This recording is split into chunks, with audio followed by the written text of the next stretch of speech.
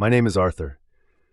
For the last 20 years, my world hasn't been defined by boardrooms or balance sheets, but by the gentle golden hum of a million tiny wings. I am a beekeeper. I live on a remote plot of land in the misty valleys of Northern California, a place my family refers to as the middle of nowhere. To them, I am the great disappointment. My father, a titan of the biotech industry, founded OmniGen, a corporation that promised to solve world hunger through genetically modified crops. My older sister, Clara, is his right hand, a ruthless executive with a mind as sharp and sterile as a surgical scalpel. They see my choice to retreat from their world and commune with insects as a profound, almost personal insult. I remember the last time I attended a family gala. Clara, holding a glass of champagne, gestured towards me and said to a group of investors, "And that's my little brother Arthur. He talks to bugs for a living. Every family has their eccentric." The laughter that followed was polite, but it cut deeper than any overt insult. So I stopped going. I found more honesty in the intricate dance of a honeybee than in a lifetime of their corporate handshakes. My bees were my legacy. I didn't just harvest their honey, I understood them. I had spent decades studying their movements, their sounds, their vibrations. I could listen to a hive and know if it was healthy, if it was threatened, if it was about to swarm. It was a language no one else could hear. The story, my story, begins not with a bang but with a strange, unnatural silence. One morning I noticed it, a subtle shift in the valley. The air was too still. The usual symphony of buzzing that filled my mornings was gone. I walked out to my apiaries, my heart pounding with a primal dread. Hive after hive was decimated. Not from disease, not from mites. The bees were simply gone, vanished, leaving behind only perfectly preserved honeycombs. It was colony collapse disorder, but on a scale I had never witnessed. It was an overnight apocalypse. But one hive remained, a single resilient colony at the far edge of my property. These were different. A wild strain I had discovered years ago, one that communicated with a complex series of resonant frequencies, almost like a song. I called them the singers. As I approached the last hive, I noticed something else. A sleek black van parked on the dirt road overlooking my property. Two men in dark suits stood beside it, watching my land through binoculars. They didn't look like locals. They looked like predators. That afternoon, I received a call. It was Clara. Her voice was stripped of its usual corporate chill. It was tight, urgent. "Arthur, we need you to come to the city. There's an issue at OmniGen." "An issue?" I asked, watching the black van through my own binoculars. "What kind of issue?" "Our new crop line, the Phoenix strain. It's failing," she said, the words sounding like they were being physically pulled from her. "The plants aren't pollinating. Everything is dying on the vine. The investors are panicking." I felt a cold realization creep up my spine. The Phoenix strain was OmniGen's magnum opus, a crop designed to grow in any climate, resistant to all known pests. It was supposed to be the future of agriculture. "What does that have to do with me?" I asked, though I already suspected the answer. "The Phoenix crop can only be pollinated by a single, specific species of bee," she said, her voice dropping. "A species our research indicated was abundant. But now, they're gone. They've all disappeared. All except, according to our satellite ecological scans, for one small, isolated population." She paused. "The population on your land, Arthur. We need your bees." I looked out at the black van, then back at my last surviving hive, the singers, humming their resilient secret song. It wasn't a coincidence. The mass disappearance, the failure of OmniGen's crops, the men watching my land, it was all connected. They hadn't just created a crop. They had created a dependency, a world where only their patented plant could grow and only one type of bee could pollinate it. And now, their perfect, controlled ecosystem was collapsing. And I, the forgotten son, the man who talks to bugs, was suddenly the only person on Earth who held the key. Clara's request hung in the air, thick and heavy as honeycomb. "We need your bees." It wasn't a request. It was a demand wrapped in the cheap paper of desperation. For 20 years, they had seen my life's work as a joke. Now the fate of their billion-dollar corporation rested on the hum of my last hive. "I see," I said, my voice deliberately calm. The men in the black van were still there, two silent vultures waiting for the right moment. "So the bee apocalypse that just wiped out every colony in this valley, except mine, happened at the exact same time your bee-dependent supercrop started to fail. That's quite a coincidence. There was a sharp intake of breath on Clara's end of the line. Don't be ridiculous, Arthur. This is a natural crisis. We're prepared to offer you a very generous compensation package for the use of your colony. A consulting fee. A consulting fee, I repeated, the words tasting like ash, for the man who talks to bugs. This isn't the time for your sentimental nonsense. She snapped, her corporate armor cracking. Our entire Q3 forecast depends on this. Dad is not pleased. He wants to see you at the main research facility tomorrow. The call ended. It was an imperial summons. I looked at the singer's hive. They weren't just bees. They were survivors, my survivors. And I knew with a certainty that chilled me to the bone that OmniGen hadn't just created a crop that needed a specific bee. They had likely engineered the demise of all the others to create a global monopoly, and something had gone terribly wrong with their plan. The next day, I drove to the OmniGen Tower, a monolithic structure of glass and steel that tore a hole in the sky. The black van followed me the entire way. They weren't hiding anymore. They were my escort. The research facility was a stark white labyrinth, smelling of antiseptic and ambition. My father, Richard, was waiting for me in the main arboretum, a massive glass dome where rows of the failing phoenix crop drooped under artificial sunlight. He looked older, the lines of stress etched deeper around his eyes, but he still carried himself with an air of unshakable authority. "Arthur," he said, skipping any pretense of a greeting, "Clara told you the situation. We have a problem, a biological anomaly." "You have a business problem, Father," I corrected him gently. "It seems your plan to control the world's food supply by creating a crop only one bee can pollinate has backfired now that the bee is gone." His eyes narrowed. "You always were overly dramatic. This was about creating robust, sustainable agriculture. We were trying to save the world." "You were trying to own it," I replied, my voice even. "And in the process, you may have destroyed the most important pollinator on the planet." Clara stepped forward, holding a data slate.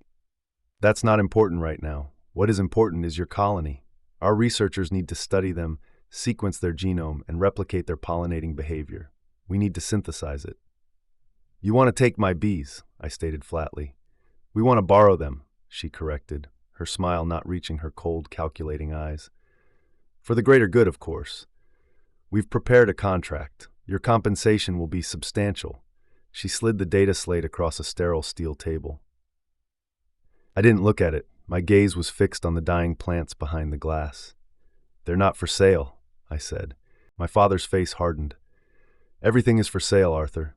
It's a lesson you've stubbornly refused to learn. Don't make this difficult. We have the best legal team in the country. We can have your land designated as a critical biological preserve and seize the assets under eminent domain for national food security. Don't test me." The threat was audacious, brutal, and entirely predictable. They wouldn't ask, they would take. "You can't," I said, quiet confidence in my voice that seemed to unnerve them. "And why is that?" Clara asked with a sneer. "Because you don't understand what you're dealing with," I told them. "The bees you're looking for, the ones that pollinated your first test crops, are gone. They're extinct. The bees on my land, the singers, are a different strain entirely. They survived because they aren't like the others." "What are you talking about?" my father demanded. "Your crops, the phoenix strain? You engineered them to emit a specific pheromone to attract the pollinators, didn't you?" I continued, walking closer to the glass. "But the singers don't communicate with pheromones. They use sound, resonance. The very frequencies your crops were designed to thrive on, your pesticides have been silencing in every other bee species for years. You didn't just kill them, you deafened them until they faded away." I turned to face them. Their expressions were a mixture of shock and dawning horror. They hadn't just miscalculated, they had fundamentally misunderstood the life they were trying to control. "My bees, the singers, can't be replicated or synthesized," I said, delivering the final blow. "Their pollination isn't chemical, it's acoustic, it's a song, and I'm the only person on this planet who knows how to listen." The silence in the sterile arboretum was absolute, broken only by the faint hum of the climate control systems. My words, "I am the only person on this planet who knows how to listen," hung in the air between us. For the first time in my life, I saw genuine, unadulterated fear in my father's eyes. It wasn't the fear of a rival corporation or a stock market crash. It was the primal fear of a man who has lost control. Clara was the first to recover, her mind immediately shifting from denial to damage control. Acoustic pollination, that's impossible. It's not in any of the literature. Because your literature is incomplete, I said, turning away from them and walking back towards the exit. You tried to patent a miracle of nature, but you only read the first chapter. You built a lock, but you never understood the key. Wait, my father's voice was sharp, desperate. What do you want, Arthur? Name your price. A board seat? A percentage of the company? Anything. I paused at the door and looked back at them. At my father, the titan of industry, now reduced to a desperate bargainer. At Clara, the master strategist, her perfect plans in ruins. You think this is about money? I asked, a sad smile touching my lips. You still don't understand. This isn't a negotiation. This is a lesson. I left them standing amidst their dying empire. The two men in the black van were waiting for me in the lobby, but their demeanor had changed. They no longer looked like predators. They looked like confused bodyguards, unsure of who they were supposed to be watching. I walked right past them and out into the city air. For the next 48 hours, I was a ghost. I didn't go back to my farm. I knew it was being watched. Instead, I checked into a small, anonymous hotel using cash. I knew OmniGen's every move would be dictated by desperation. They would try to find me, to force my hand. My phone buzzed with frantic calls and texts from Clara. They alternated between threats of legal action and pleas for cooperation. I ignored them all. I was giving them time. Time for the silence in their fields to grow louder. Time for their stock prices to start trembling. During this time, I wasn't idle. I used my second-hand laptop to do what I do best: listen. I accessed secure agricultural networks, climate data servers, and shipping manifests, not by hacking, but by navigating the digital currents with a skill my father never knew I possessed. I was piecing together the true scale of OmniGen's recklessness. They hadn't just created a single failed crop. They had sold the Phoenix strain seeds to developing nations across the globe, promising a revolution that would end famine. But they had sold them a ticking time bomb. Without the right pollinators, those fields would turn to dust, leading not to salvation, but to a global agricultural collapse on an unprecedented scale. This was bigger than my family. This was bigger than my father's honor. On the third day, a new player entered the game. I received an encrypted email. The sender was anonymous, but the subject line made my heart stop. Project Maelstrom sends its regards, the name from my father's secret map, the name of the sunken submarine graveyard. The email contained a single attachment, a declassified document detailing a massive government bailout of a biotech firm in the late 90s after a catastrophic environmental research failure. The firm was a precursor to OmniGen. The project leader on that failed research? My father, Richard. The email's body had only one line of text. He didn't learn his lesson the first time. Make sure he learns it this time. The message was from Eleanor Vance, or someone from her organization, the Guardians. They knew. They had been watching my family for decades. They knew my father hadn't just made one catastrophic mistake. He had built his entire empire on the ashes of it, and he was about to do it again. The pieces clicked into place. The rare neurological disease that killed my father, the cartographer. It was no disease. He had been silenced because he knew about both Maelstrom and OmniGen's new plan. He had been the first whistleblower. A cold, hard clarity washed over me. My path was no longer just about protecting a hive of bees. It was about finishing the work my father started.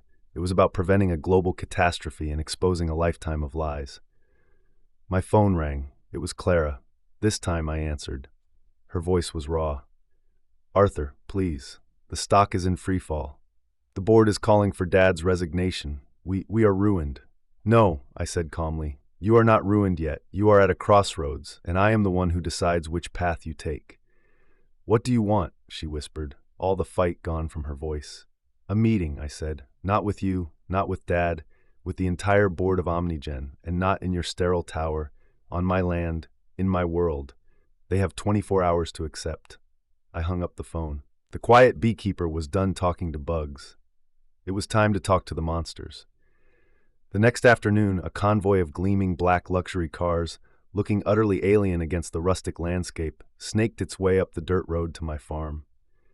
The entire board of OmniGen, including my father and Clara, stepped out, their expensive leather shoes sinking awkwardly into the soft earth. They looked around at the misty valley, at the quiet woods, as if they had landed on a foreign planet. I didn't greet them in my house. I led them on foot past the silent, empty apiaries, a quiet testament to the devastation they had caused. I made them walk the path of their failure. The air was thick with the scent of pine and damp soil, a world away from the sterile, conditioned air of their boardrooms. I brought them to the edge of the clearing where my last hive, the singers, resided. The gentle, resonant hum was a stark contrast to the dead silence of the other hives. It was the sound of life, the sound of the one thing they couldn't control. "Welcome to my office," I said, gesturing to the single, thriving colony. An older board member, a man named Sterling, scoffed. "We didn't come all this way for a nature walk, son. We're here to discuss a solution, a business proposition." "There is no proposition," I replied, turning to face them. My father and Clara stood at the back, their faces grim. "There is only a choice, your choice." I held up a data slate. "For the past 72 hours, I've been studying your phoenix crop, not just its biology, but its digital signature. Every seed you created has a patented genetic marker, a digital watermark. It's designed to prevent unauthorized replication, a brilliant piece of corporate control." Clara's eyes widened slightly. She knew where this was going. "The acoustic frequency my bees use to pollinate," I continued, "is not just a song, it's a key, a very specific resonant frequency. When they pollinate your plants, they don't just enable them to bear fruit, they activate a dormant sequence in that genetic watermark." I paused, letting the weight of my words sink in. "Your father didn't just design a crop that needed a special bee. He designed the crop to be the weapon. He learned from his mistakes with Project Maelstrom. This time, he didn't need poison. He just needed silence." I looked directly at my father. "The same sonic frequencies your pesticides generate to kill off unwanted insects also create a resonance cascade that destroys the natural pollinators, ensuring only your bee-dependent crops survive. But you made one mistake. You couldn't replicate the singers. You thought you could control them, but you can't." "What is your point, Arthur?" my father demanded, his voice strained. "My point," I said, "is that the dormant sequence my bees activate isn't a benign one. It's a kill switch, a genetic self-destruct sequence. Once activated, any plant grown from a phoenix seed anywhere in the world will become sterile within one growth cycle. Its seeds will be duds. You didn't create a crop to end world hunger. You created a ransom. A world dependent on you for new seeds, season after season." The board was silent, their faces a mask of dawning horror as they realized the scale of the fraud they had been complicit in. "But here's the beautiful part," I said, a cold smile on my face. "That kill switch. I've learned its song. I've spent my life listening to these bees. I can replicate the frequency. I can create a broadcast, a whisper carried on the wind, that will activate every single kill switch on this planet simultaneously." I held up the small, secure comms unit Eva had given me. "With the push of a single button, I can turn every phoenix crop on Earth into a barren field of dust. I can bankrupt your company, expose your fraud to the world, and trigger the very global famine you claimed you wanted to prevent." Sterling, the old board member, took a step forward. "You're bluffing. You wouldn't do it. You would be destroying the world's food supply." "No," I corrected him. "My father already did that when he built this house of cards. I would simply be the one to pull out the first card. And unlike him, I have a solution." I gestured to the hive. "These bees, their genetic code is the key to restoring the natural pollinators. They hold the antidote to the silence you created. The choice is yours. Option A, you walk away from OmniGen. All of you. You turn over controlling interest to a trust dedicated to ecological restoration, funded by every last dollar of your personal and corporate assets. We use that money to undo the damage you've done. We restore the balance." "And option B?" Clara asked, her voice barely a whisper. I looked at the comms unit in my hand. "Option B," I said, "is that I press this button, and we see what a world without whispers truly sounds like." The hum of the bees filled the silence. For the first time, the men and women who thought they owned the world were at the complete mercy of the one man they had always considered a nobody. The fate of their legacy, their fortunes, and the world's agricultural future rested on the song of a single beehive. The clearing was suspended in a moment of impossible tension. The board of OmniGen, titans of industry and finance, stood frozen, their fates hanging on the word of a man they had dismissed their entire lives. The only sound was the steady, resonant hum of the singers, a sound that was no longer just the noise of insects, but the ticking of a doomsday clock. My father's face was a canvas of disbelief and fury. He had built an empire on the principle of absolute control, and now he was being checkmated by his own son, using a variable he had never even bothered to understand: nature itself. "This is insane," Sterling, the old board member, finally stammered. "You're a terrorist." "No, sir," I replied, my voice calm and even. "I'm the consequence. You all stood by and applauded while my father played God with the planet's ecosystem for profit. You were happy to cash the checks. I am simply here to deliver the bill." I took a step closer, my gaze sweeping over each of their panicked faces. "The trust I've prepared will be managed by a consortium of the world's leading ecologists and agricultural scientists. People who actually care about feeding the world, not owning it. The patents for the phoenix crop, and more importantly, the genetic data from the singers, will be released into the public domain. Your monopoly is over." Clara stared at me, a flicker of something unreadable in her eyes. It wasn't just fear. It was a dawning, reluctant respect. She, more than anyone, understood the beautiful, brutal checkmate I had laid out. I hadn't just threatened their company, I had used its own ruthless logic against it. My father took a shaky step forward, his mask of authority finally crumbling to reveal the desperate man beneath. "Arthur, my son, you wouldn't. This company, it's my legacy." "No," I said, the words soft but absolute. "Your legacy is a series of catastrophic failures and covered-up crimes. My legacy," I gestured to the humming hive, "is ensuring that life, in all its forms, finds a way to sing, even after men like you have tried to silence it."